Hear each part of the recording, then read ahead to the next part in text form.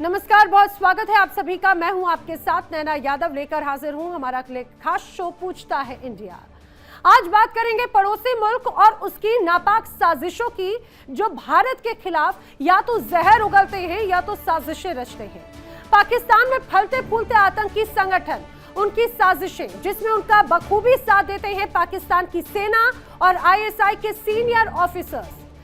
आपको बताएंगे कि आखिर कैसे एक बार फिर से खुलासा हुआ पाकिस्तान में मौजूद आतंकी और आर्मी के गठजोड़ का, कैसे बार बार मुहर लग जाती है और एक बार फिर से जीता जागता सबूत पूछता है इंडिया के माध्यम से आपके सामने रखेंगे। आखिर ऐसा क्या है और क्या बड़ी साजिश का खुलासा हो रहा है भारत के खिलाफ। और आइए बढ़ते हैं आगे, बात कर लेते हैं उस पाकिस्तान की जहां के हुक्मरान और आतंकियों के बीच में बेहद मजबूत गठजोड़ है, इसमें कोई शक नहीं। जहां आतंकवादी खुलेआम घूम सकते हैं और प्रधानमंत्री कहा जाए कि वो है सलाखों के पीछे। आतंकवादी खुलेआम सड़कों पे घूमते हैं, सपोर्ट मिलता है, साजिशें रचते हैं, धमाके करते हैं, खून बहाते हैं। आतंकी संगठन की ऐसी ही एक साजिश फिर से सामने आई है। वो साजिश क्या है वो मैं आपको बताऊं उसके बारे में, लेकिन उसके पहले आइए आपको सोशल मीडिया पर वायरल हो रहा आतंकी मसूद अजहर का एक ऑडियो सुनाती हूं, जिसे सुनकर आप समझ सकते हैं किस तरह से पाकिस्तान में आतंकवादी बेखौफ है। अल मोमिनात की जमात का काम हम बहुत पहले शुरू करना चाहते थे, रुकावटें आती रहीं, यहाँ तक कि मेरी बड़ी बाजी अल्लाह ताला उनके दर्जात बुलंद फरमाए, इसी इंतजार में जामे शहादत नौश फरमा गई। तो उसके बाद फिर ये इरादा हुआ कि अब इस काम को मजीद मौखर न किया जाए। चुनांचे आज से अल्हम्दुलिल्लाह अल मोमिनात जमात की रुकनियत शुरू हो रही है। अल्लाह ताला इसको रूए जमीन में मुसलमान औरतों की सबसे ताकतवर और सबसे बड़ी जमात बनाए, जो दुनिया में इस्लाम का रंग कायम कर दे। अल्लाह ताला इस जमात में शिरकत करने वाली हर औरत की मगफिरत फरमाए, आज के इज्तिमा में शरीक हर खातून की मगफिरत फरमाए और सबको जन्नतुल फिरदौसिल आला नसीब फरमाए। सबको अल्लाह ताला बामकसद जिंदगी अता फरमाए। सबका नाम आमाल अल्लाह ताला नेकियों से भर दे, भारी फरमा दे और उसके मीज़ाने हसनात को अल्लाह ताला सकील फरमा दे। तो सुना आपने, मसूद अजहर, आतंकी मसूद अजहर, ये कौन है? ये मुझे लगता है किसी परिचय का मोहताज नहीं। इसके आतंकी के जो पर्चे हैं, चर्चे, वो तो पूरी दुनिया भर में प्रसिद्ध हैं। ये वही आतंकी मसूद अजहर है जो खुलेआम महिला आतंकियों की भर्ती की बात कर रहा है। अब जानते हैं खबरें क्या है। खबरें हैं कि मसूद अजहर महिलाओं के एक ग्रुप को संबोधित कर रहा था और ये ऑडियो दरअसल उसी समय का है। ये पूरा मामला क्या है वो भी आपको समझ लेना चाहिए। अब बताया ये जा रहा है कि आतंकी संगठन जैश ए मोहम्मद महिला आतंकियों की एक अलग विंग बनाई जा रही है, जिसका नाम जमात उल मोमिनात रखा गया। ये जो ऑडियो फिलहाल आपने सुना, ये मसूद अजहर की आवाज थी। मसूद अजहर महिलाओं के उस ग्रुप को संबोधित कर रहा था। उसके अनुसार जमात उल मोमिनात में भर्ती शुरू हो चुकी है। वो महिलाओं का ब्रेन वॉश करने, उन्हें आतंकवाद के रास्ते पर ढकेलने की कोशिश करता है और इसके लिए वो अल्लाह पाक का नाम भी लेता है। समझिए, कहता है कि भाई अल्लाह मुस्लिम महिलाओं के इस ग्रुप को दुनिया में सबसे बड़ा और मजबूत बनाए, जो दुनिया में इस्लाम के रंग को मजबूत करेंगी। अल्लाह इस ग्रुप में शामिल होने वाली हर महिला को माफ करे, जो जिस चीज के लिए, जिस मकसद के लिए उन्हें तैयार किया जा रहा है। मकसद क्या है? जिहाद फैलाने का। कई बड़ी तस्वीरें, कई बड़े उदाहरण लगातार ऐसे सामने आते रहे हैं। हाल ही में हिंदुस्तान में भी कई ऐसी तस्वीर सामने आई जो मोमिनात से जुड़े हुए लिंक्स को एस्टैब्लिश करती हैं। अब मसूद अजहर ऑडियो में ग्रुप की हर महिला के लिए माफी भी मांगता दिख रहा है, लेकिन सवाल ये कि अगर जिहाद का रास्ता इनके लिए सही है तो फिर माफी कैसी, किस बात की माफी? पाकिस्तान में आतंकी और हुक्मरानों के रिश्ते आखिर कितने मजबूत हैं, इसके कई उदाहरण सामने आ चुके हैं। उसमें से एक उदाहरण आपको दिखाती हूं क्या है। वो उदाहरण आपकी टीवी स्क्रीन पर, ये जो आप तस्वीर देख रहे हैं, जो वीडियो देख रहे हैं, इस तस्वीर में जो शख्स आपको नजर आ रहा है ना, उसे गौर से देखिएगा। ये है हाफिज अब्दुल रऊफ, जिसे पाकिस्तान के आका अमेरिका ने भी आतंकवादी माना है। उसके साथ ही है पाकिस्तान की सेना। पीछे देखिए, वर्दी में मौजूद है पाकिस्तान की सेना के अधिकारी। पुलिस और प्रशासन के कई वरिष्ठ अधिकारी भी इस दौरान खड़े हैं। एक एक करके चेहरों को देखते जाइए इन तस्वीरों में। यहाँ पे आपको आतंकी रऊफ नजर आएगा, साथ में पुलिस की टीम है, साथ में सेना के अधिकारी हैं पाकिस्तान के, और ये सभी मिलकर आतंकी हाफिज सईद के रिश्तेदारों के जनाजों को कंधा देते नजर आते हैं। हाफिज सईद के साथियों के जनाजे, मसूद अजहर का परिवार जब मारा गया था, तब जब ये कहा जाए आंसू बहा रहा था मौलाना मसूद अजहर, कह रहा था अल्लाह करता मुझे भी उठा लेता, पूरा परिवार निपटा दिया हिंदुस्तानियों ने। ये तो साफ है कि पाकिस्तान में आतंकवादी सेना और सत्ता प्रतिष्ठानों का गठजोड़ बहुत जबरदस्त है। फिर चाहे जनता 2 जून की रोटी के लिए परेशान ही क्यों ना हो, लेकिन आतंकवादियों की जो साजिशें हैं और हथियारों के लिए जो पैसा है उसका इंतजाम तो हो ही जाता है।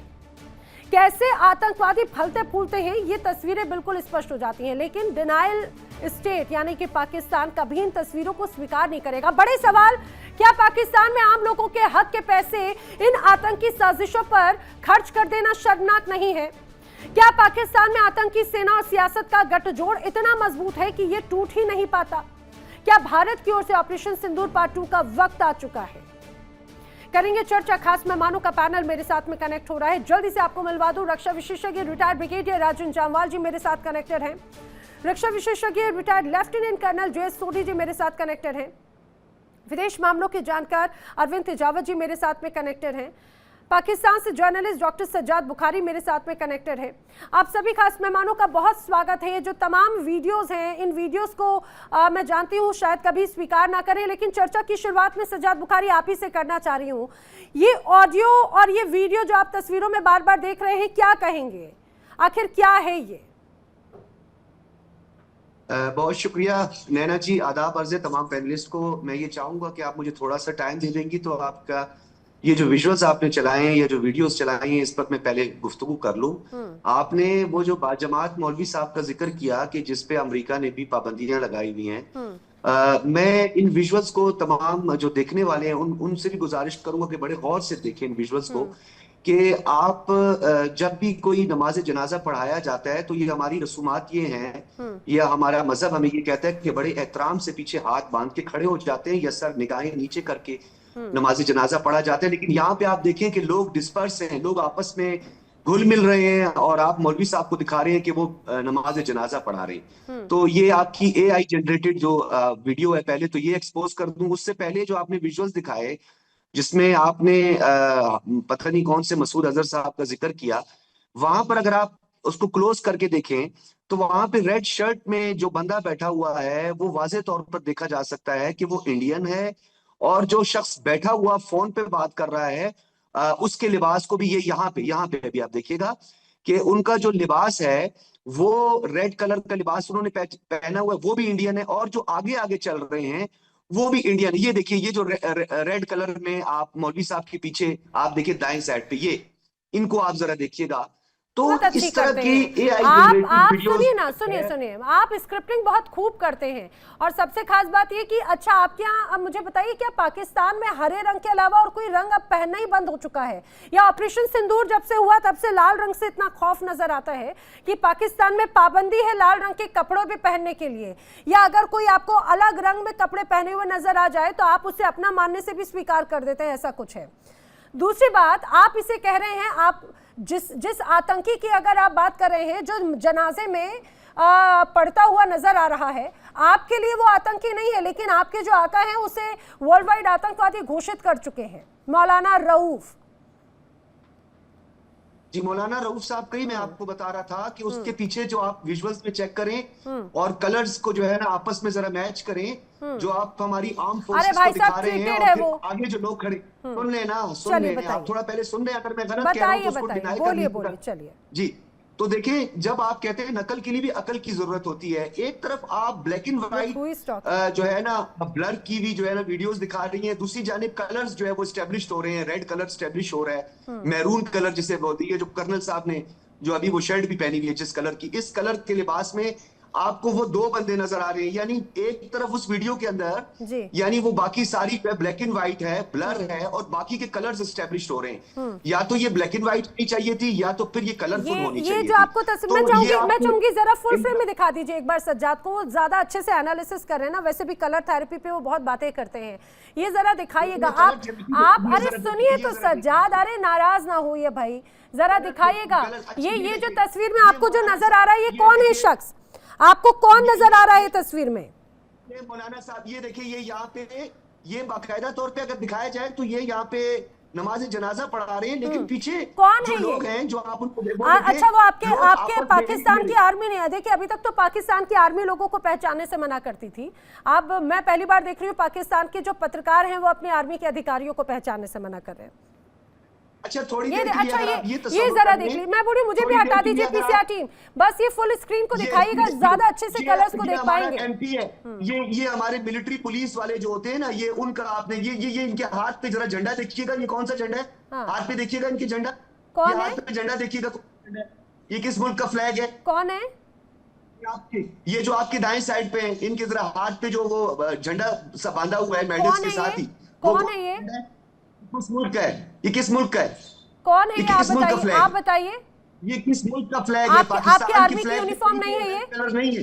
ठीक है, अच्छा मैं चाहूंगी ब्रिगेडियर राजन साहब बताएंगे ज्यादा बेहतर तरीके से। ब्रिगेडियर राजन साहब, क्योंकि अब ये कहा जाए डिबेट को तो डिरेल की जाएगी, लेकिन जो यूनिफॉर्म की जो बात की जा रही है, कलर्स की, यूनिफॉर्म की, ये जो आतंकी रऊफ है उसको पहचानने की, अपने पीछे अधिकारियों को डिनायल करने की पाकिस्तान की आर्मी की, जरा मुझे बताइएगा इसकी हकीकत। वैसे तो हम हमेशा जानते हैं हर चीज को डिनाई करने की आदत है, जरा बताइएगा जी। देखिए मैं इनकी किसी चीज का जवाब नहीं दूंगा, इनकी किसी चीज का जवाब देने लायक होता नहीं है। मैं बहुत बार आपके प्रोग्राम पे बोल चुका हूं, जिस आदमी ने ये बोला कि कौन मसूद, अब इन पूरी दुनिया जानती है यूआर डेजिग्नेटेड टेरर है, कंधार हाईजैक में शामिल था, कौन मसूद जो ऐसे स्टार्ट कर सकता है, उस आदमी से मैं एटलीस्ट बातचीत नहीं कर सकता, ना उसके सवालों का जवाब दे सकता हूं। ये मतलब पूरी दुनिया को पता है। और ये कहते हैं कौन मसूद, इसी तरह कौन ओसामा बिन लादेन, कौन ये कौन वो, पूरी इनकी जो है बैकग्राउंड इसी पे टोटल डिनायबिलिटी पे है कि हमने मानना ही नहीं है, हमने मानना ही नहीं है। अभी यार DGISPR भी इसको डिनाई नहीं कर रहा, वो भी बोल रहे हैं कि हमारे लोग थे, ये थे। आप वीडियो पे बात करें, टेक्निकलिटीज अरे यार जरा, अभी अब टेक्निकलिटी की बात नहीं है, तुम टेक्निकलिटी वही टेक्निकलिटी कि तुम्हारे पास वो हवाई जहाज गायब करने के आते हैं, तुम्हारे पास ये, अब ये सारी बातें इनके लेवल पे सूट करती हैं। अब ग्राउंड पे बात देखिए, DGISPR ने भी डिनाई नहीं किया ये इमेजेस, उन्होंने भी नहीं बोला है कि भैया हम इसमें नहीं गए थे और ये फर्जी वीडियो है, even they have not denied. ये कुछ लोग होते हैं ना, this is more loyal than the king, more loyal than the king. तो ये ISI के वो हैं जो ISI से भी ज्यादा लॉयल है, यानी कि जिसको वो मिलिट्री एस्टैब्लिशमेंट भी डिनाई नहीं करती, ये उसको भी डिनाई करते हैं। तो ऐसे लोगों के साथ कम से कम बहस मैं नहीं कर सकता। हाँ, जो हुआ है उसके बयान कर सकते हैं, बाकी सारा कुछ कर सकते हैं, पर ऐसे लोगों के साथ आप बहस नहीं कर सकते जो कि वो भी डिनाई करते हैं, जो पाकिस्तान की फौज को डिनाई नहीं करती। तो आप देख लीजिए अब इनका क्या हाल है, मतलब दिमागी दिवालियापन, इससे ऊपर मैं क्या बोलूं, दिमागी दिवालियापन। और किसी हालत में पत्रकार नहीं लगते, पत्रकार को थोड़ा इन्वेस्टिगेटिव होना पड़ता है, ये वो और आप उसको डिनाई करो जिसके ऊपर शक है। जब जो एस्टैब्लिशमेंट ने एक्सेप्ट कर लिया, अब उसके ऊपर क्या तुम ये बहस लेके डिफेंडिंग द इनडिफेंडेबल कर रहे हो। कल को बोलेंगे ओसामा बिन लादेन कौन था, पाकिस्तान को तो पता ही नहीं है, वो तो सारा झूठ था, हमें से उठाया ही नहीं, हमने तो कभी किया नहीं।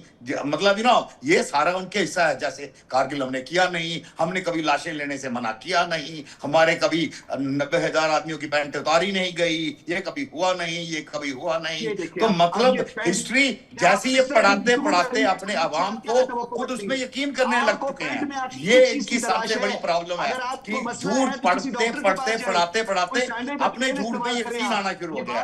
यार या तो इसको बुला लो या मेरे को बोलने दो, या इनको बोलने दो। डॉक्टर सज्जाद उन्होंने इतनी बातें कही, राजन साहब ने इतनी बातें कही, लेकिन आपने सिर्फ एक अपने इंटरेस्ट का शब्द पकड़ लिया। अब आप पूरी डिबेट में वही खींचते रहेंगे। हाँ, आपने यही शब्द पकड़ा है, आपने यही शब्द पतलून ही पकड़ा है, आपने बस यही शब्द पकड़ा। उन्होंने उसके पहले पहले आपकी DGISPR का जिक्र किया, DGISPR का जिक्र किया, लेकिन बड़ी दिलचस्प बात हो जाती है सोढी साहब, देखिए बड़ी दिलचस्प बात ये हो जाती है कि हमेशा से पाकिस्तान की सेना या वहां की चीजों को लेकर नजरअंदाज कर देती है, डिनाइल कर देती है, भाई ये हमारा व्यक्ति नहीं, तालिबान ने जिन लोगों को पकड़ा है पाकिस्तान के सैनिकों को, वो हमारे लोग नहीं, बलूचिस्तान में जिन पाकिस्तान की सेना या पाकिस्तान की पुलिस को बंधक बनाया वो हमारे लोग नहीं। भाई साहब, मैं पहली बार देख रही हूँ पत्रकार कह रहे हैं कि ये सेना हमारी नहीं है, ये सेना हमारी नहीं है, ये वर्दी हमारी नहीं है, आतंकी हमारे जरूर हैं। जय हिंद नैना जी। जय हिंद सर। ये मेरा सौभाग्य है कि मैं आपके न्यूज चैनल पर हूं और विख्यात को पैनलिस्ट के साथ। पाकिस्तान की मानसिकता को समझने के लिए हमें थोड़ा इतिहास में पीछे जाना पड़ेगा। दिसंबर 1971 में जब भारत ने पाकिस्तान को युद्ध में हराया और पाकिस्तान के दो टुकड़े कर दिए, अगले महीने 24 जनवरी 1972 को पाकिस्तान के मुल्तान शहर में एक कॉन्फ्रेंस हुई जिसे मुल्तान कॉन्फ्रेंस के नाम से जाना जाता है। इस मुल्तान कॉन्फ्रेंस की अध्यक्षता तब पाकिस्तान के वजीर आजम जुल्फिकर अली भुट्टो ने की और इस मुल्तान कॉन्फ्रेंस में पाकिस्तान के भविष्य के लिए 3 बड़े निर्णय लिए गए। पहला, पाकिस्तान परमाणु हथियार बनाएगा।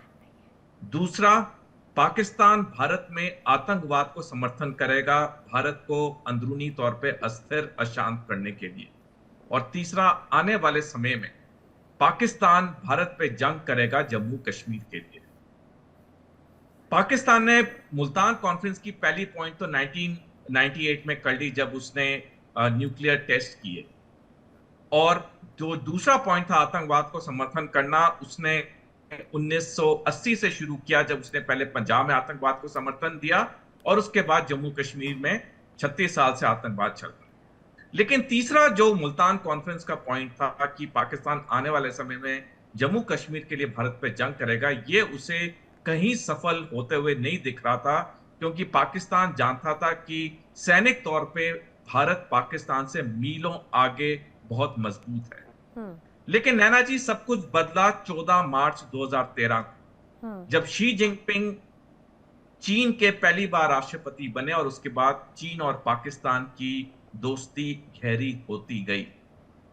पिछले साल 9 जुलाई को जनरल अनिल चौहान, जो कि भारतीय सशस्त्र बल के चीफ ऑफ डिफेंस स्टाफ थे, अभी कुछ दिन पहले रिटायर हुए हैं, उन्होंने कहा कि जिस तरह से चीन, पाकिस्तान और बांग्लादेश की नजदीकियां बढ़ रही हैं, ये आने वाले समय में भारत की अखंडता और सुरक्षा के लिए दिक्कत पैदा करेंगी। अगले महीने 4 अगस्त को पिछले साल लेफ्टिनेंट जनरल अहमद शरीफ चौधरी, जो कि पाकिस्तान का DGISPR है, उसने बयान दिया, we'll start from the east, यानी कि अगला जंग भारत पे जो होगा वो बांग्लादेश से शुरू होगा। नैना जी, इसमें कोई शक नहीं है कि भारत पाकिस्तान से मीलों आगे है सैनिक तैयारी में। हमने पाकिस्तान के 2 टुकड़े भी कर दिए हैं। आपने जो ये ISI की बात की, इससे एक चीज साफ जाहिर होती है कि जो पाकिस्तान ने शायद अपनी अर्थव्यवस्था को या गिरती साख को बता रहे हैं, जो बार बार ऐसे क्रैश होती हुई नजर आती है ना सज्जाद, शायद मैं समझ रही हूँ, बिल्कुल सब जनता भी समझ रही है। जी सोढी साहब, प्लीज कंटिन्यू।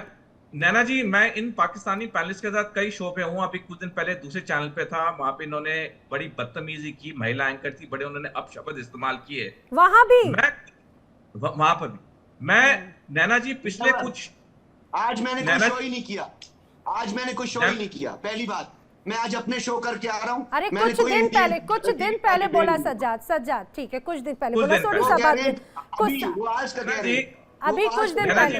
और मैंने क्या कहा था, ये स्मार्ट गेम प्ले मत कीजिए, स्मार्ट गेम प्ले मत कीजिए सज्जाद। जो जुमला कहा था वो बताएं, जो गलत जुमला कहा था वो यहाँ बताएं, ठीक है, झूठ अच्छा ना बोले। ना मैं किसी दूसरी डिबेट को क्यों चर्चा में करूंगी, सेंसिबल बात कर रहे सोढी साहब, प्लीज कंटिन्यू सर। नैना जी, मैं 5 साल से टीवी चैनल्स पे आता हूं और मैं देखता हूं कि जितने पाकिस्तानी पैनलिस्ट आते हैं सारे अपना मखौल उड़ाते हैं, अपशब्द इस्तेमाल करते हैं। मैंने काफी इस पे रिसर्च किया कि ये पाकिस्तानी पैनलिस्ट इंडियन चैनल पे आके अपना बेवकूफ क्यों खींचते हैं, इसका कारण क्या है। इसका कारण मेरे को ये पता चला, ये जो पाकिस्तानी पैनलिस्ट आते हैं इंडियन चैनल्स पे, भारत को गालियां देते हैं, भारत के पैनलिस्ट को गालियां देते हैं, उसके बाद ये लोग क्या करते हैं, वापस जाके अपने देश में ये छोटे छोटे क्लिप्स बनाते हैं यूट्यूब के लिए, रील्स बनाते हैं जिसमें वो दिखाते हैं कि वो भारत को गाली दे रहे हैं, भारत के पैलेस को गाली दे रहे हैं। इनका जो पाकिस्तानी पैलेस का भारत के टीवी चैनल्स पे आने का, वो अपनी आवाम को ये चीजें बेचने का होता है कि देखो हमने भारत के चैनल पे जाके हमने भारत को अपशब्द बोले, हमने भारतीय पैनलिस्ट को अपशब्द बोले। तो इनकी ये पाकिस्तानी पैनलिस्ट की ये सोची समझी ररणनीति है। अब मैं आपके मुद्दे पे आता हूँ जी। नैना जी, अभी मुद्दे पे आ रहे हैं, पहले भी मुद्दे पे आप नहीं आए। पाकिस्तान को अब दिख रहा है, क्योंकि शी जिनपिंग चीन के राष्ट्रपति आजीवन के लिए हैं, उन्हें दिख रहा है कि उनका जो मुल्तान कॉन्फ्रेंस का तीसरा पॉइंट था वो शायद साकार हो जाए, वो युद्ध करें। सफल होना वाली बात अलग है, लेकिन उन्हें जम्मू कश्मीर के लिए युद्ध करने का अब उनका प्लान सफल होते दिख रहा है। जितने टाइमलाइंस हैं साफ संकेत करें 2030 के बाद कभी भी चीन और पाकिस्तान मिलकर भारत पर 2 फ्रंट वॉर करेंगे। बांग्लादेश सैनिक तौर पे मोर्चा खोले ना खोले, लेकिन हमें उसकी तैयारी करनी होगी, जो हमने 5 अगस्त 2024 से पहले नहीं की थी, जो हमारा बहुत अच्छा मित्र था। अब जो पॉइंट, इंपॉर्टेंट पॉइंट डिस्कशन का है जी, कि इस वक्त जो 3 फ्रंट वॉर या 3.5 फ्रंट वॉर की बात हो रही है, इसमें पाकिस्तान चाहता है कि ये आतंकवाद जो है ये खत्म ना हो जम्मू कश्मीर में। और ये जो पूरे प्लान्स बनाए जा रहे हैं, चाहे ये से भी, ये सारे प्लान्स हैं कि जम्मू कश्मीर में आतंकवाद को जीवित रखा जाए। उसका कारण युद्ध के साथ लिंक्ड है। उसका कारण नैना जी है कि अगर जम्मू कश्मीर में आतंकवाद जीवित रहेगा तो 2030 के बाद जब ये युद्ध होना है तो पहला हमला पाकिस्तान से होगा जम्मू कश्मीर के लिए, और तब पाकिस्तान अंतर्राष्ट्रीय समुदाय को बताएगा क्योंकि यहाँ आतंकवाद था, अशांति थी, इसलिए हमें युद्ध करना पड़ा। तो ये पूरी ये सोची समझी रणनीति है। ये रणनीति सिर्फ आतंकवाद तक नहीं है, ये आगे 2 फ्रंट वॉर या 3.5 फ्रंट वॉर हम जिसको भी देखें ये उस तरफ संकेत करते हैं। और मैं एक आखिरी चाहूंगा, एक और टिप्पणी। देखिए, पाकिस्तान को हमने युद्धों में हराया, इसमें कोई शक नहीं है, 2 टुकड़े ये भी कोई शक नहीं है। लेकिन नैना जी, जो सोच विचार की बात ये है कि पिछले साल जब पहलगाम आतंकवादी हमला हुआ, ऑपरेशन सिंदूर हुआ, जिसमें भारत को पूरी विजय मिली जी, उसके 1 महीने के अंदर, सिंदूर के 1 महीने के अंदर भारत की 60 डेलीगेशन, जिसमें 59 मेंबर्स थे, 33 देशों का दौरा कर रहे थे दुनिया को बताने के लिए पाकिस्तान आतंकवाद का गढ़ है। लेकिन उसी 1 महीने में पाकिस्तान को दुनिया की 3 सबसे बड़ी मॉनेटरी एजेंसीज IMF, ADB और वर्ल्ड बैंक से 43.4 अरब डॉलर का लोन मिला। और ये लोन देने वाले कौन लोग थे? ये वही लोग थे जो अक्टूबर 2023 में भारत में G20 शिखर सम्मेलन में आए थे, जहां पे भारत ने 4000 करोड़ रुपए खर्च किए उनकी मेहमान नवाजी में। लेकिन खान मार्केट में जी, उन्होंने खान मार्केट में कॉफी भी, दिल्ली हाट में चाट पापड़ी खाई, लेकिन जब वोटिंग का समय आया उन्होंने पाकिस्तान को पैसे दिए। और हम सारे जानते हैं जो भी पाकिस्तान को ऋण मिलता है उसका एक हिस्सा वो जम्मू कश्मीर में। लेकिन सर, सबसे इंपॉर्टेंट बात यह है कि सर, आपने जो पॉइंट्स बताए और जिसकी तरफ आप इशारा कर रहे थे, सबसे दिलचस्प बात यह है कि जो ये सब करता है उसे भी बखूबी पता है। हिंदुस्तान तो बखूबी इन चालों से वाकिफ है, क्योंकि हमने तो अपने बगल में ही एक तरह से ये कहा जाए सपोले पाल रखे हैं, तो उनकी हर एक परिस्थिति से तो हम बड़े अच्छे से वाकिफ हैं ही। और दूसरी बड़ी दिलचस्प बात ये हो जाती है कि जिनके साथ में ही किया जा रहा है, यानी पाकिस्तान के साथ में, वो भी बड़े बखूबी अच्छे वाकिफ हैं कि कभी जो गले लगाए जा रहे हैं, गलबैया किए जा रहे हैं, कभी बड़ी फटकार भी उन्हीं पर लग जाती है। मैं जल्दी से आगे बढ़ते हुए इसका जवाब एक बार उस्मान से लेना चाह रही हूँ, फिर मैं तेजावत जी का रुख करती हूँ। उस्मान, जो बड़ी बातें यहाँ पर कही गई, खासतौर से अगर आतंकी की बात करें, हाफिज अब्दुल रऊफ की, आपकी तरफ से आपकी सेना या आपके कई बड़े नेता उन्हें कॉमन फैमिली मैन के तौर पर एक तरह से रिप्रेजेंट करते हैं। ये वही कॉमन फैमिली मैन है जो UN और अमेरिका की तरफ से ग्लोबल टेररिस्ट घोषित किया जा चुका है। ये वही आतंकी कॉमन फैमिली मैन है जो कि 2010 में यूएस की तरफ से डेजिग्नेटेड ग्लोबल टेररिस्ट घोषित किया जा चुका है, और ये वही आपका कॉमन फैमिली मैन है जो आतंकियों के जनाजे में वहां पे पहुंचकर जो पाठ पढ़ रहा है, और पीछे आपके जो तमाम ये कहा जाए आर्मी के ऑफिसर्स उनको सपोर्ट कर रहे हैं। वो एलईटी का सीनियर कमांडर है जिसको एक तरह से समर्थन, साथ और प्रोटेक्शन देता है। ये किस तरह का फैमिली मैन है? नैना जी, ये आपके इंडियन मीडिया पे ही हमें नजर आते हैं, पाकिस्तान में तो हमें ये आतंकी भी नजर नहीं आते हैं, इनकी वीडियोस भी नजर नहीं आती, कुछ भी नहीं नजर आता। बस आप लोग ही एआई से बना के पेश कर रहे होते हैं। अच्छा। हमें तो यहाँ पे ऐसा कुछ भी नहीं दिखता, ना दुनिया को दिखता है। दुनिया हमें टेररिज्म की कमेटियों का हेड बना रही है। अरे तो चश्मा निकालिए ना वो वाला, सिर्फ वही चश्मा क्यों लगाते हैं? अरे उस्मान अहमद साहब, वही चश्मा क्यों लगाते हैं जिसमें सिर्फ आपको सिर्फ हर चीज हरा हरा दिखाई दे? बाय द वे, आपके पीछे की तस्वीर बड़ी हरी हरी अच्छी लग रही है, आपकी ये टी शर्ट भी अच्छी लग रही है। आप मुझे बड़ा ये, मैं जानती हूँ आप इमरान खान के फैन हैं, लेकिन मुझे आज ये बड़ी आपत्ति कि आज इमरान खान साहब मुझे आपके इर्द गिर्द नजर नहीं आ रहे। क्या आप भी डर गए क्या? अच्छा है वो दूर से पीछे की तरफ दिख रहे हैं थोड़े से। जी, मुझे भी नैना जी बड़ी आपत्ति है। मैं सोनम वांगचुक का बहुत बड़ा फैन हूँ। आपने उसको जेल में डाल दिया था, बड़ा उससे जलीलो ख्वार किया। नहीं, बिल्कुल भी नहीं, बिल्कुल भी नहीं। अभी आराम से है वो, बाहर है, बिल्कुल बाहर है। मैं बड़े और लोगों का फैन हूँ जिनको आपने जेलों में डाला हुआ है। मुझे मणिपुर बड़ा पसंद है, मैं वहाँ आना चाहता हूँ। अरे बिल्कुल आइए, आप वहाँ का डेवलपमेंट मॉडल देख के जाइएगा उस्मान साहब। आप मणिपुर का डेवलपमेंट मॉडल देखकर जाइएगा। आप बलूचिस्तान या पीओके में अगर उसका 1% भी अगर लागू कर दे तो शायद वहाँ के लोगों की नाराजगी दूर कर देंगे। ये इस बात पूरी कीजिएगा। नैना जी, मणिपुर के लोगों का जो डेवलपमेंट लेवल है ना, वो आप उनका मजाक न उड़ाएं। वो बेचारे जिस तरह से लुतर रहे हैं, मर रहे हैं, और आप जिस तरह का उनके साथ सलूक कर रहे हैं, आप में तो हिम्मत नहीं है मणिपुर जाके शो करें। अच्छा। मणिपुर तो दूर की बात है, अभी आप नीचे रोड पे निकल के शो नहीं कर सकती। अभी जो हमारे सरदार जी हैं, उन्होंने गवर्नमेंट को थोड़ा सा क्रिटिसाइज वाली एक लाइन ही कही तो आपने टोक के उनकी बात ही खत्म करा दी। आप तो बात ही नहीं कर सकती। कौन सी जनाब? अरे उस्मान साहब कौन सी? सुनिए उस्मान साहब, कौन सी बात? अरे कौन सी बात? मुझे सीरियसली, अरे सुनिए ना, सुनिए, मैं बोली कौन सी लाइन कहाँ पे? आइए जरा मैं आपको दिल्ली घुमाऊं और मणिपुर के हिस्सों को लेकर जाऊं। लेकिन क्या बलूचिस्तान के हिस्से में या केपीके के हिस्से में आप पाकिस्तान का झंडा लगाकर जा सकते हैं? आपकी सेना के अधिकारी और वहां पे उनको उनके जो वर्दियां हैं वो एक तरह से कहा जाए कि सीधे सीधे बेचने के लिए लगा देते हैं। 10-10 रुपए में कोई खरीदता भी नहीं है। मैं हाफिज अब्दुल रऊफ की तरफ आ जाऊं, जरा मुझे बता दीजिए आपकी नजर में वो आतंकवादी है भी या नहीं है? मौलाना मसूद अजहर आतंकवादी है भी या नहीं है? नैना जी, जो भी आतंकी है उस पे ऊपर वाले की लानत हो, चाहे वो पाकिस्तान में है, चाहे वो इंडिया में है, चाहे वो मसूद अजहर की शक्ल में है, चाहे वो कुलभूषण जाधव की शक्ल में है, चाहे वो अभिनंदन की शक्ल में है, चाहे वो किसी और शक्ल में है। जो आतंकी है, मैं तो उस पे लानत अभिनंदन को लेकर मैं आपको क्लियर कट कर दूं। आप जरा माइंड योर लैंग्वेज, और आपको जरा चीजों को ध्यान रखना चाहिए। आप किस वक्त किस व्यक्ति के बारे में कह रहे हैं?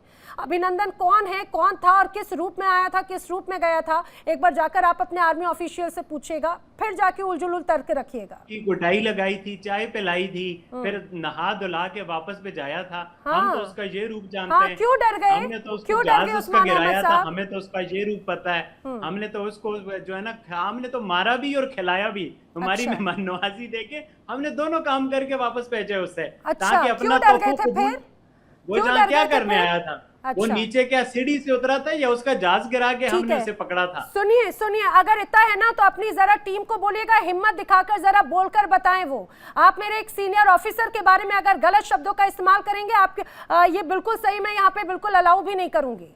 आप अगर आपको आतंकवादी को आतंकी बोलने में आपको आपत्ति आती है, हाफिज अब्दुल रऊफ के बारे में बता दीजिए, आतंकवादी है या नहीं है? मैं तो कह रहा हूँ नैना जी, मैं तो आपको कह रहा हूँ जो भी हाफिज अब्दुल रऊफ नहीं हूँ। अरे अच्छा, हाफिज सईद आतंकी है या नहीं? हाफिज अब्दुल रऊफ नैना जी, जो भी यूएन टेररिस्ट है वो आतंकी है। जो क्या होता है भाई, जो क्या होता है? मैं तो नाम पूछ रही हूँ, आप हाँ या ना में बोलो कि हाँ इसे मानते हो या नहीं। नहीं नैना जी, मैं आपको बड़ा वर्ड बोल रहा हूँ। मैं कह रहा हूँ जो यूएन टेररिस्ट पे वो आतंकी है। तो मैं तो पूछ रही हूँ, लेकिन आप लोग उसे मानते हैं या नहीं?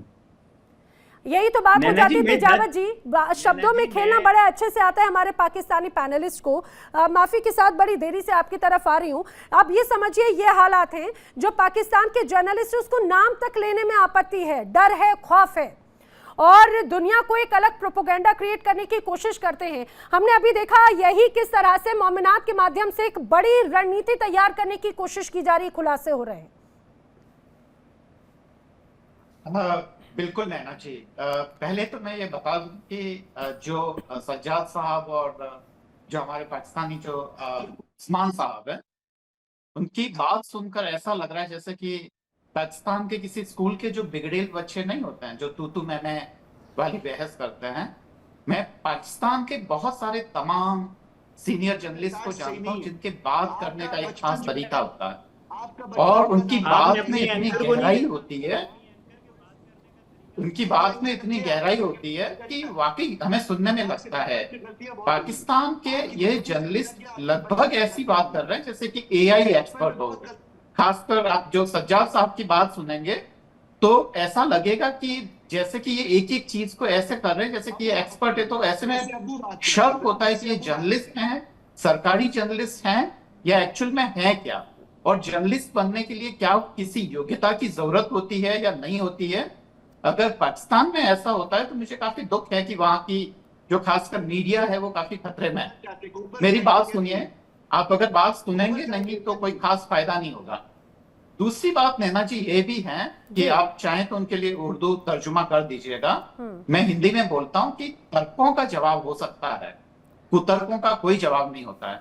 और आप जिस पाकिस्तान में जो इस्लामी रंग में रंगने की बात कर रहे हैं, अपने पड़ोसी चीन को देखिए, वो BRI प्रोजेक्ट के बारे में बात कर रहे हैं। कुछ तो सोचिए अपनी आवाम के बारे में, जिस आवाम ने इतने, और ये जो बाकी के ये जो यूरोपियंस जो आपको पैसे दे रहे हैं, ये उनकी इकोनॉमी से, एक पॉलिसी से रिलेटेड बात कर रहा हूँ। सज्जाद साहब सुन लीजिए, मैं बहुत ही मतलब पूरी की इज्जत के साथ कर रहा हूँ और पाकिस्तानी आवाम के फेवर की बात कर रहा हूँ। ये जो अमेरिकन के सिक्के जो फेंकते हैं पाकिस्तान की तरफ, इसका एक फायदा है क्योंकि इसको अमेरिकन इकोनॉमी को फायदा है, क्योंकि उनको पता है कि इनको ये जो ग्रांट दी जाएगी, चाहे वो IMF से दे, वर्ल्ड बैंक से दे, वो घूम फिर के इन्हीं के पास आएगी। अच्छा, लेकिन अरविंद तेजावत जी, एक बड़ी दिलचस्प बात ये हो जाती है कि जितने सबूत मिल जाए ना, वो सारे सबूत डिनायल मोड में आ जाते हैं। जो तस्वीरें पेश कर दी जाएं वो तस्वीरें बिल्कुल नहीं मानी जाएंगी, जो वीडियोस पेश कर दिए जाएं उसमें इफ एंड बट और ना नुकुर करके उनको डिनायल मोड पे आ जाते हैं। अरे मैं तो ये बोल रही हूँ, जो आतंकी, अब यहाँ पर देखिए ना कि हमारे पाकिस्तानी जर्नलिस्ट बैठे हैं, वो सीधे सीधे जब उनसे पूछे आतंकी जो यूएन टेररिस्ट हैं, अरे भाई हाफिज अब्दुल रऊफ या मौलाना मसूद अजहर, हाफिज सईद जैसे लोगों का नाम लेने से भी क्यों डरते हैं आखिर ये? तेजावत जी बात नैना, ये बिल्कुल ये इसलिए डरते हैं, पर एक बात मैं उस्मान साहब और सज्जाद साहब में एक फर्क करूंगा। कम से कम उस्मान साहब से बात की जा सकती है, सज्जाद साहब से तो बात भी नहीं की जा सकती। कम से कम वो एक कह तो रहे हैं कि जो UN डेजिग्नेटेड जो आतंकी है उनसे हम पाकिस्तान आतंकी मानता है, तो कहीं ना कहीं मैं समझ सकता हूँ क्योंकि बहुत सारे वहां के जर्नलिस्टों पे दबाव होता है। हालांकि मैं बहुत सारे ऐसे पाकिस्तान के जर्नलिस्ट मानता हूँ जिन्होंने वहां की आवाम के लिए हुकूमत के खिलाफ बोलते हुए शहादत दी है, उनको मार दिया गया है अलग अलग हुकूमतों ने। तो उस्मान साहब ने भले ही डर के पर कुछ तो बोला कि हाँ ये सच है, पर सज्जाद साहब से तो बात ही क्या की जाए, ये तो AI एक्सपर्ट की तरह बात कर रहे हैं, ये गलत है वो गलत नहीं, है। लेकिन सर वो AI एक्सपर्टीज में भी गलत हो जाता है ना, AI एक्सपर्टीज में भी गलत हो जाता है ना, क्योंकि मैं जो तस्वीरों की बात जो कर रहे थे, मैंने इतनी देर में मेरी जो टीम है उन्होंने तो मुझे पूरी इसकी ABCD निकाल कर बता दिया। अब अगर मैं अपनी डिबेट में अगर शामिल करूंगी तो मुझे लगता है कुछ ज्यादा ही धज्जियां उड़ जाएंगी, तो वो मैं ना करूं तो ज्यादा बेहतर है। नहीं उड़ेंगी, नहीं उड़ेंगी। अच्छा, बिल्कुल भी। अभी अगर एक एक करके तर्क दे दिया ना सज्जाद, सुनिए ना, आप आतंकवाद, आतंकी प्रेम पर आप बिल्कुल खामोश हो जाते हैं। मुझे एक बात, अच्छा चलिए सुनिए ना सज्जाद, देखिए वैसे वक्त किल होगा, मुझे अपने बाकी गेस्ट का भी रुक करना है। आप ये बता दीजिए, जो तस्वीरों में आपको आतंकी हाफिज अब्दुल रऊफ नजर आ रहा है, ये आपकी नजर में आतंकवादी भी है या नहीं? हाफिज अब्दुल रऊफ साहब जो है वो अक़वाम मुत्तहिदा या UN की बात करें या अमेरिका की बात करें, उन्होंने उनको टेररिस्ट डिक्लेयर किया हुआ है, लेकिन कश्मीरी उनको एक लेजिटिमेट, अरे आप कश्मीरियों की आवाज थोड़ी ना सुनते हैं, आप तो अपने आका की हाँ में हाँ मिलाते हैं। आप आतंकवादी मानते हैं या नहीं मानते हैं? आतंकवादी है या नहीं है वो? लश्कर तैयबा का कमांडर है या नहीं है हाफिज अब्दुल रऊफ?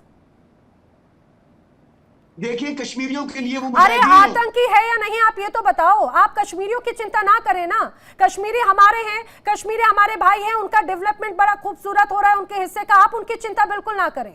अगर आपको चिंता करनी है अपने बलूचिस्तान खैबर पख्तूनख्वा, आप अपनी आवाम की करें जरा।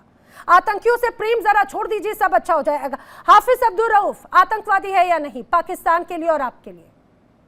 मैंने आपको कहा ना यहाँ एक कंफ्यूजन हाफिज अब्दुल रऊफ है या नहीं आतंकी, ये तो बता दो भाई। तो मैं यही आपको जवाब दे रहा हूँ ना, आप अपनी मर्जी का जवाब क्यों लेना अरे मैं तो लेना पूछ चाह रही हैं? अरे मैं तो आपको मेरा क्लियर, मौखिक आपको दे तो देना। क्लियर कट बात करने की आदत है। आतंकवादी है या नहीं हाफिज अब्दुल रऊफ? अच्छा, उसको यूएन जो है या अमेरिका जो है वो उसको टेररिस्ट कहता है, कश्मीरी उसको मुजाहिद कहते हैं। मैं खुद कंफ्यूज हूँ, क्या है मुजाहिद भी है वो टेररिस्ट भी है।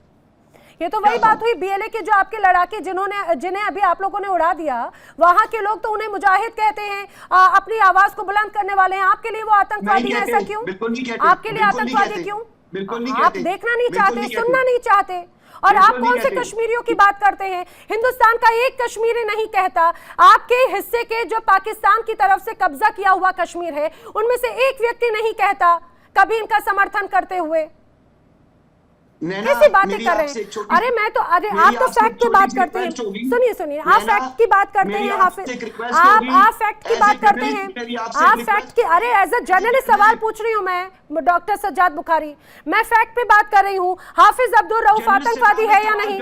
आतंकवादी है या नहीं? अरे आप जवाब दीजिए ना फिर, अरे जवाब दो। आपकी पाकिस्तान की आवाम भी देखना चाहती है, सुनना चाहती है डॉक्टर सज्जाद बुखारी कैसे चीजों को एक्सेप्ट करता है या डिनाइल करता है। अरे सच के साथ में तो स्टैंड करेंगे ना आप। आतंकवादी है या नहीं? नैना सुने ना। अच्छा मैं आपको लास्ट 10 सेकंड दे रही हूँ, आतंकवादी है या नहीं बता दीजिए। मैंने आपको सिंपल सी बात बताई है ना कि जर्नलिज्म के एथिक्स ही होते हैं। आपका काम अरे जनाब, जर्नलिज्म के एथिक्स में सवाल पूछ रही हूँ, आपकी बातों में मैं घूमती रहूं, आप इधर उधर तर्क वितर्क करते रहे, मैं उसको एक्सेप्ट करती रहूं? बिल्कुल नहीं सज्जाद, मैं आपसे पूछ रही हूँ आतंकवादी है या नहीं हाफिज अब्दुल रऊफ आपके लिए? आप अपनी मर्जी का जवाब मुझसे क्यों अरे लेना भाई तो चाहती मैं हैं? तो हाँ या ना में पूछ रही हूँ। अच्छा मतलब आपके लिए यूएन मायने नहीं रखता क्या? यूएन मायने नहीं रखता, अमेरिका मायने नहीं रखता, ये तमाम बड़ी जो आपकी अलग अलग फोरम्स है वो मायने नहीं रखती? यूनाइटेड नेशन पाकिस्तान के लिए कोई मायने नहीं रखता? मैं आपको बार बार कह रहा हूं कि उसको यूएन जो है वो टेररिस्ट कह रहे हैं, कश्मीरी उसको मुजाहिदीन कह रहे हैं, फ्रीडम फाइटर कह रहे हैं। मैं क्या करूं?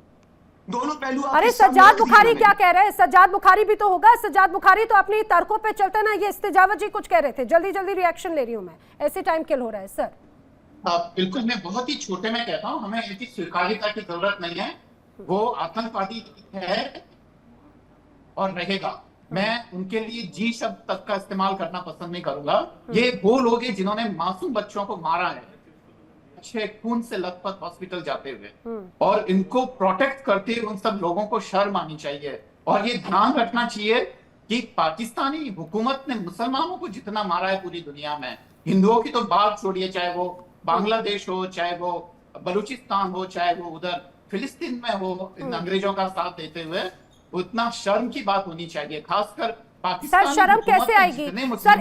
ईमान जागेगा तब ना शर्म आएगी जब आतंकियों को गले लगाएंगे। आतंकियों को संरक्षण दे रही है आर्मी, मना कर रहे हैं कि वो टेररिस्ट आतंकियों को संरक्षण दे रहे हैं। जो इसके पहले तर्क वितर्क कर रहे थे यहाँ पर सज्जाद बुखारी, मैंने तो पूरी रिसर्च कर ली, उसमें एक एक बैच की पूरी डिटेल्स पता चल गई कि पाकिस्तान की यूनिफॉर्म है। आखिर कौन सा हिस्सा पाकिस्तान का किस तरह की जो स्पेशल सर्विस में है वो ये यूनिफॉर्म पहनता है। अच्छा राजन सर, जामवाल सर, मुझे जल्दी से एक बात ये बताइए, जिस तरह की परिस्थितियां या फिर मौलाना मसूद अजहर का ये जो ऑडियो वायरल हुआ, ये जो तमाम वीडियो सामने आते हैं, क्या अब वाकई में ऑपरेशन 2.0 की जरूरत है, ऑपरेशन सिंदूर की?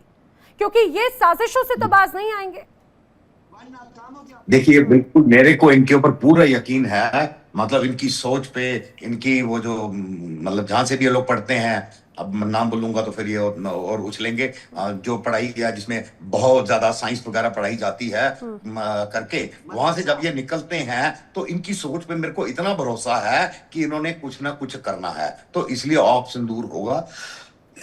और मैं बता सकता हूँ जल्दी होगा। जहां तक मैं एक बात बताना चाहता हूँ कि ये बोल रहे थे कि कश्मीर में इनको मुजाहिद बोलते हैं, ये तो खैर कभी कश्मीर में आए नहीं, मैं हर दूसरे महीने जाता हूँ। आज मैं अभी वापस आया हूँ कश्मीर से 15 दिन बिता के और खाली ये नहीं कि श्रीनगर पहलगाम, 15 श्रीनगर पहलगाम मतलब छोटे सेकंड थर्ड टायर जो वो मतलब इलाके हैं, मैं वहां जाता हूँ। बांदीपुर, कोकरनाग, आगे आपने खैर नाम नहीं सुने होंगे, मतलब छोटे छोटे वो जो है उनमें जाता हूँ करके। लोग इस वक्त पत्थर मार मार के करने को तैयार हैं, वो जंगलों से बाहर नहीं निकल रहे हैं।